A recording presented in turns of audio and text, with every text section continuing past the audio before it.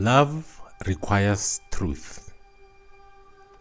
If God is love, then love cannot live where truth is absent. Many people think love is a feeling. Love is not a feeling. Love is a commitment to reality. You cannot love a person you refuse to see. You can only love the version of them that exists in your imagination. A husband cannot claim to love his wife while deceiving her. A wife cannot claim to love her husband while hiding the truth. A parent cannot claim to love a child while feeding the child lies. A nation cannot claim to love its people while building itself on deception. Love and truth walk together. The moment truth leaves, love begins to weaken. Botswana understood this long before psychology and social media. They said, "Boammaruri ga bo na melelwane." Truth has no boundaries.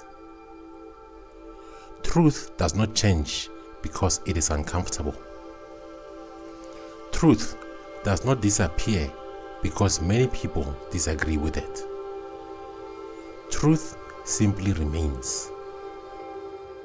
Today, we live in an age of manufactured realities. Artificial intelligence can generate voices, images, articles, and videos.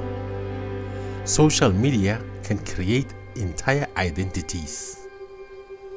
People can present lives they do not live. The danger is not that technology can lie. The danger is that we may begin to prefer the lie. Because lies are more comfortable than truth. A lie protects the ego. A lie protects our fears. A lie protects our excuses. Truth demands change. Truth demands responsibility. Truth demands growth. That is why many people build alternative realities around themselves.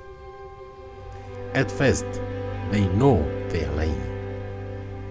Later, they become uncertain. Eventually, they believe their own stories. The prison door closes quietly. Not because someone locked it, but because they stopped looking for the key. The greatest deception is not lying to others. The greatest deception is lying to yourself. When I promise myself something and repeatedly break that promise, I commit unfaithfulness against myself. I teach my own spirit that my word has no value. I become a stranger to my own integrity. That is a form of bofebe, not sexual unfaithfulness, spiritual unfaithfulness, the betrayal of one's own word. And if I cannot trust myself, how will others trust me? If I cannot speak truth to myself, how will I recognize truth from others? Love begins with honesty. Honesty with ourselves. Honesty with our children. Honesty with our communities. Honesty before Modimo. Because Modimo does not need our stories.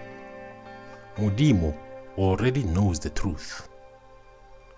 The good news is that the truth is not punishment. Truth is liberation.